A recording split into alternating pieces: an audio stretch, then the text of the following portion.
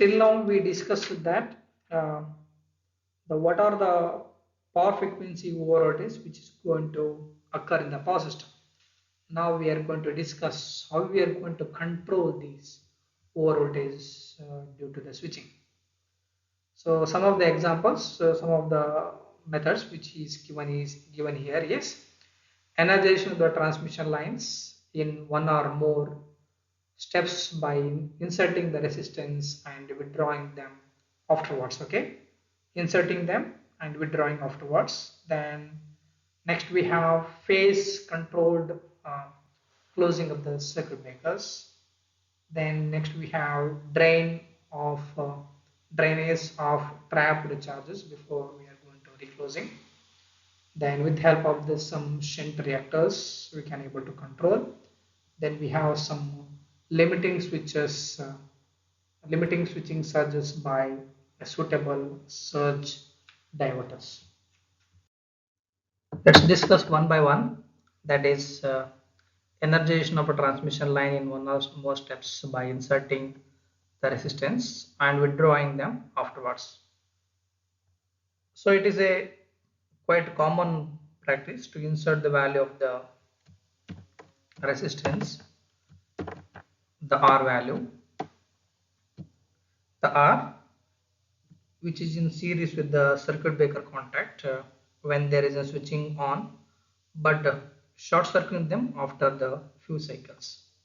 So this is going to reduce the transient occurring due to the switchings. So if we are considering that there is some Z0 is the impedance of the line. Okay, this is going to reduce by the impedance. That's nothing but Z0 divided by R plus Z0 value.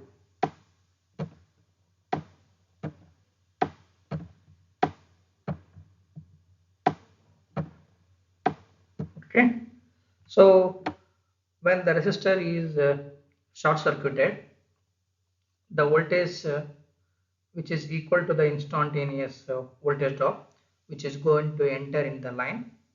So if we keeping that the resistors for a duration of considering a 5 millisecond, so this is going to make a successive reflection and transmission that the over voltage may reach as high as 1.2 times of the per unit value for a considering the length of 500 kilometers.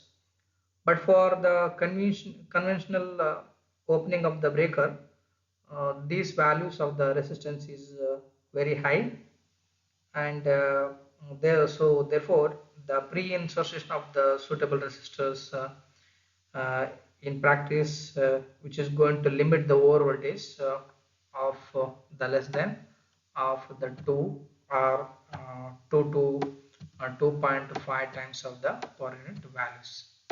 So this is plays a very important role when it is subjected to the to make it the minimization of the over voltages. Okay, so normal time of the insertion will be around 6 to 10 millisecond. Then second one we have, okay, second one we have, that is a phase controlled closing of the circuit breakers. So over voltages can be avoided by controlling the exact instantaneous value of the closing of the three phases separately. So this is a plays an important role subjected to the three-phase system and also the polyphase system. But this is a necessity that use of the complicated controlling equipment, and therefore usually we are not going to consider this method. And next one is drainage of the trapped charges before going to reclosing. So when we are going to suddenly switching off the electric charge, so some of the charge might be left out on the capacitors and the conductors. So this charge is normally which is going to leak through the leakage path of the insulator, etc. But conventional potential transformers, that is something, potential transformers may also help in the drainage of the charge, and there is an effective way of reducing the trapped charges during the lead time before reclosing is by temporary inserting the resistance, means temporary insertion of the resistance to the ground, or which is going to make in series with the shunt reactors, and removing before the closure of the switches. So this is a plays an important role, because if we are doing this process regularly, make it practice, then we can safeguard many people's like alignments, because uh, many of the linemen, they are not aware of that there is some trapper charges which is going to present before they are operating. So because of this, there are many people, they are losing their life. So this is one of the way to make it a minimization of these kind of the hazardous things which is going to happen. Then we have shunt reactors. So normally all the EHV lines will have some shunt reactors to limit the voltage rise due to the Faraday effect that we understood that. Okay, Faraday effect is nothing but the receiving end voltage is greater than the sending end voltage. They are also going to help in reducing the surges caused due to the sudden energization. However, the shunt reactors cannot drain the trapped charges, but will give us rise to an oscillations with the capacitance of the system. Hence, the compensation will give us rise to an reactance will be less than 100%. So, the frequency of the oscillation generally will be less than the power frequency, and over voltage produces may be high as 1.2 times of the per rate values. So resistors in series with these reactors will going to suppress the oscillations and limit the over voltages. So these are the different way of controlling the over voltages during the time of the switching. Okay, and another one is the limiting switches surges by suitable diverters. So these limiting switches and the power frequency over voltages by using some diverters is going to discuss in the later part. So these are the different methods we are going to use it to control the over voltage by during the time of the switching.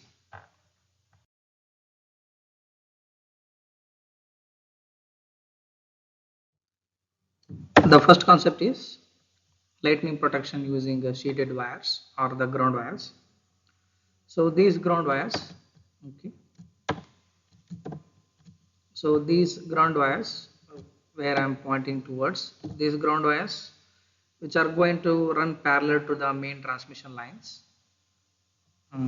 So these are the P is nothing but the phase and G is nothing but the ground wires, where you can see this is a G is not the ground wires, P is the phase wires. So theta S is nothing but the shielding angle that we'll discuss, and H is nothing but the height of the a wire from the earth surface. Okay, so these ground wires which are run parallel to the phase wires, and these are the things which is grounded regularly, regular interval of the time. So so what will happens, this is going to drain the charge which is present in the transmission lines. So suppose if there is any induced charge, consider that suppose there is a cloud here. Okay, this is a cloud. So what will happens, if you are assuming that it is induces a positive charge, so what will happens, it is going to create a negative charge onto the line. Okay, so this is a positive, the cloud which is a region of the positive, and it is going to create a negative charges on the transmission line. So this is your phase wire which is going to carry the power, but in between these two there is a ground wire. So what will happens, if these ground wires are regularly connected to a ground point, so that whatever the charge which is going to induce in the phase wire, which will be less than this. Okay, or else what will happens, otherwise if there is no ground wire, whatever the charge which is induces in the phase value, because of this negative polarity, there is a possibility of the lightning may hit to the phase wire. So suppose if we are using that any ground wires at this point, okay, at this point, so suppose if there is a presence of this ground wire, what will happens, whatever the charges which is induced on the phase, let's say it's negative, because of this it is regularly connected to a ground point, so whatever the charge which is induced will be less than that. So hence the probability of the lightning which is inducing into the phase wire will be minimized. And also is depending upon that the value of the capacitance, that is nothing but inverse ratio of the uh, capacitances of the line values. So as the ground wire which is near to the line, so that the induced charge it will be less than, hence whatever the potential which is rises, it will be quite small. Hence we can able to uh, protect by shielding a ground wires. It is depending upon the height of the ground wires and protection shielding angle. So generally we are going to provide a 30-degree, that is the protective shielding angle. So next question is that how does this is where is the location of this ground wire we need to mount for with respect to the phase value. So generally it is of 30 degrees Celsius, means sorry 30-degree angle, so that effective way of the light will be minimized. So generally we told no, that's depending upon the angle. That's the shielding angle will be of around 30 degrees Celsius. It is quite good for the towers which is having the height of around 30 meters or less than that. So the shielding wires is depending upon the type of the towers. But whereas in case of the EHV lines, okay, extra high voltage transmission lines, EHV lines, the tower height may be up to then then of 30 meters to the 50 meters, and the lightning strokes sometimes occur directly to the line was, which is shown here. So nowadays a trend is that fixing the tower heights and shielding angle is by considering the flashover rates and the failure probability. So however this we can able to minimize these, we can able to safeguard our transmission line with the help of these ground wires during the lightning. This is the one of the effective way of minimizing. Next concept we have protection using ground rods and the counterpoise wires. So whenever the line is shielded, the lightning strikes either to the tower or the ground wires. That's a common thing. So whatever the path for the drainage of these charge and the lightning current, either of the two ways, that is one through the tower frame to the ground and another through the ground, which is in opposite direction from the point of the striking. So that what will happens, the ground wire which is going to reduce the instantaneous potential, which the tower top rises considerably. So the instantaneous potential which the tower top can rises, which is given by Vt is equal to Y naught Zt divided by 1 plus Zt divided by Zs. So this is nothing but Zt is nothing but surge impedance of the tower, and this is Zs is, this is the surge impedance of the ground. Okay, so better way I will write this. This is the line, okay, and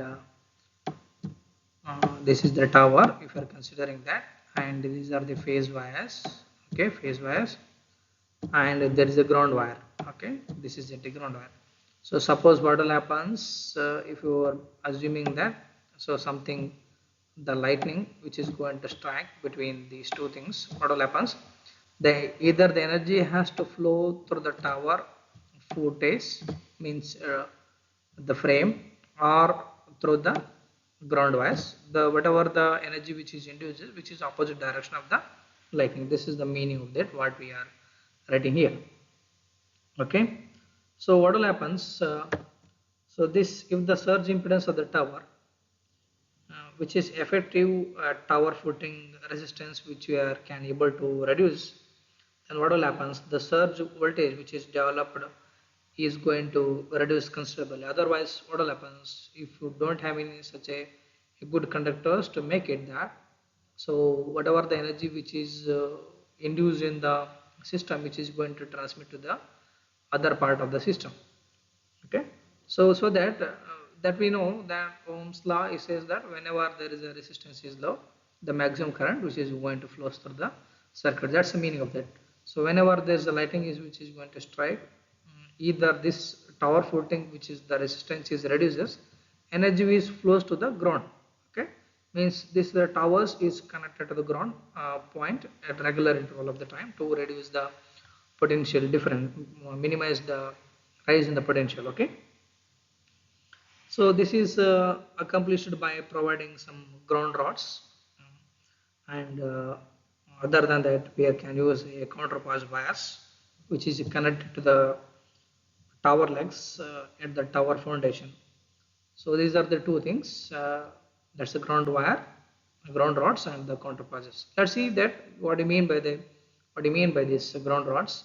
So these are the ground rods, or number of the rods having the diameter of 15 meters, 15 millimeters, and 2.5 to 3 meters long, driven into the ground.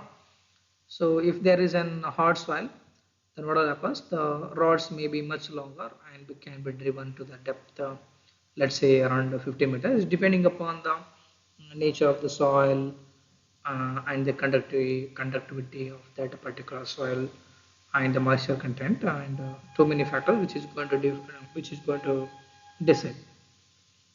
So generally these ground rods are galvanized iron and copper basing steels, and the spacing of the rods and the number of the rods and depth in which they are driven is depending upon the desired tower footing resistance. So suppose if 10 rods of 4 meter long and spaced 5 meter upward, then what will happen, the dynamic or the effective resistance may be reduced to a 10 ohm. So this is the one of the way that, so if that is the case, what will happens, the resistance will be of 10 ohm. Depending upon that, the minimizing the resistance, we can able to decide so what is the diameter, structure, all those things. Then we have another one, that is nothing but the counterpoise. So counterpoise wires are the wires which are buried in the ground at a depth of 0.5 to 1 meter, which are run parallel to the transmission line conductors and connected to the tower legs. So generally these may be of around 50 to 100 meters long. So other than this, means other than the ground wires, this is found to be more effective than driving the rods, and the surge impedance of the tower may be reduces as low as around 25 ohm, and the depth does not materially affect the resistance of the counterpoise, and it is only necessary to bury them to the depth enough so that preventing of the theft, because people are going to making the theft of these of the materials. So it is desirable to use a larger number of the parallel wires than the single wire. So but it is difficult to lay the counterpoise wires compared to the ground or the driven rods. So depending upon the situation, we can understand. So depending upon that, the local, means the geological conditions, and the where we are going to make this effect way of reducing the tower footing resistance, we can decide the ground wires and the counter devices. Next concept we have protected devices. So whenever these lightning strokes are heavy, the overlaid lines within the zones are fitted with some shunt protected devices. So on the line itself, we have the two devices, that is expulsion caps and protected tubes, which are going to use. So the line terminations, junction of the lines and substations are also usually fitted with some surge diverters that we are going to discuss one by one. Let's see. The first concept is let's see the expulsion gap. So these are the devices which is consisting of some spark gaps together with arc quenching media. This is a series gap, upper electrode and the ground electrode. So generally the impedance which is mainly depending upon the torque footing resistance and the ground wire having some sort of the impedances. And this is the fiber tube.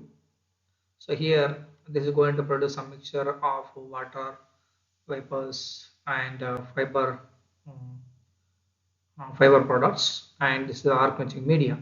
So whenever there is an over voltage which is flowing through the element, this spark gap which is going to conduct, so that the energy which is flowing through the upper electrode and to the fiber tubes. So this is going to produce some mixture of the water vapor and decomposed fiber products, and which is going to drive away the arc products and ionized air. So when the follow on the power frequency current which is going to pass through the zero value, the arc which is going to extinguish and the path become open circuited. So the meanwhile the insulation which is going to recover its dielectric strength and the normal condition which is going to establish. So this is the lightning and the follow-up of the frequency current together can last for 2 to 3 cycles only. So therefore generally there is no disturbance in the network is produced. So for the voltage of 132 to 220 kV lines, the maximum current rating may be around 7500 amperes of the current. Next one is protected tube system. So this is the basic arrangement where we can see this is the cross arm and the tower. So these are the insulators, and the line conductors are the string insulators, and this is the series cap arrangement.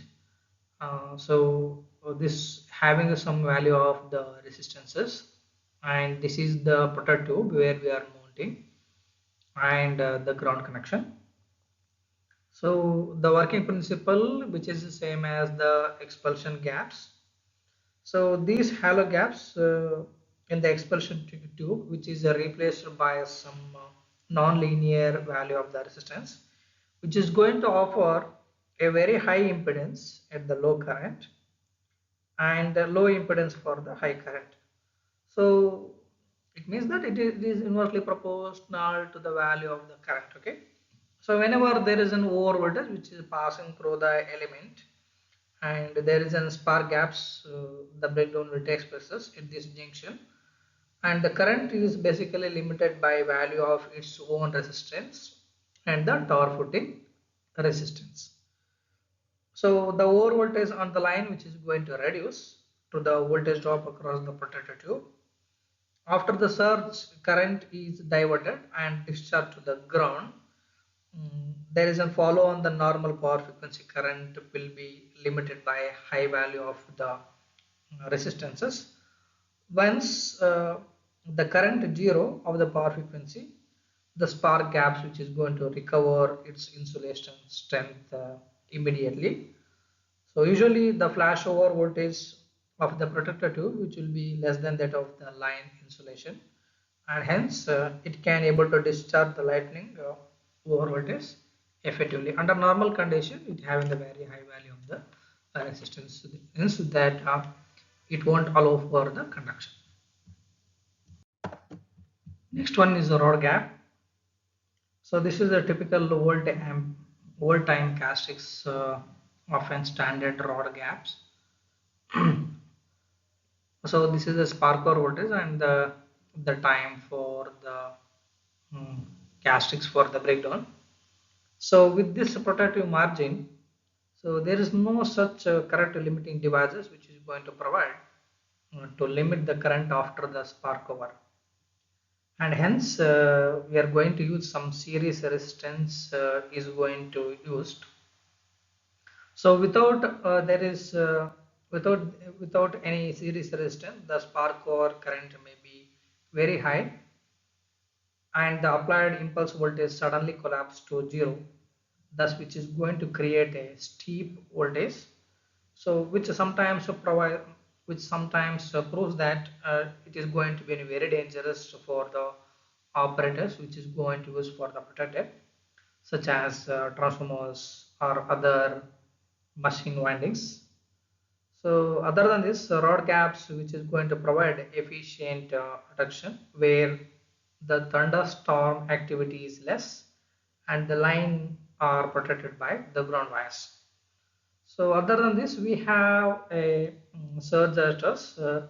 So generally we'll call it as surge arresters or lightning arresters, are the devices used at the substation and at the line terminations of the discharges, uh, which is subject to a short duration of the switching surges.